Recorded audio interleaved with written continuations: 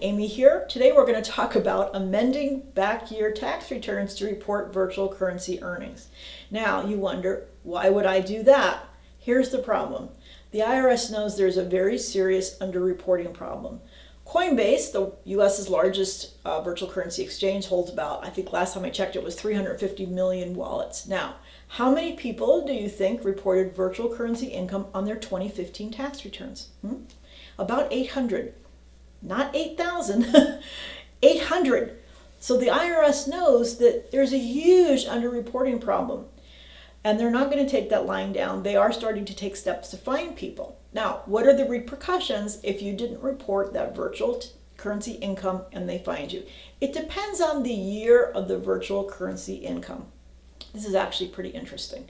So in 2014, as we know, the IRS published its big 6 pages of guidance for the virtual currency world, and it mostly in the form of questions and answers. One of the questions it asked was, will there be penalties for taxpayers who did not comply with these requirements before guidance was issued in 2014? Their response was, taxpayers may be subject to penalties for failure to comply with tax laws. For example, underpayments attributable to virtual currency transactions may be subject to penalties such as accuracy-related penalties under Section 6662. So that applies to tax returns that were filed prior to 2014. So after this guidance was issued, things are a little different because now the tax laws are known. So if you have filed tax returns after the 2014 guidance that did not report virtual currency income, we have a different situation. It's called tax fraud. Okay, tax fraud is intentionally disregarding tax laws, and at this point, that's what underreporting income would be. Tax fraud's bad. You know, tax fraud is jail time.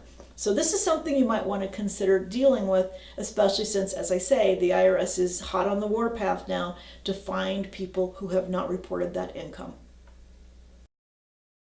Don't forget that I have a book that can help you understand your virtual currency tax obligations. It's called Virtual Tax, the Taxation of Virtual Currency. It's available on Amazon and on Barnes & Noble.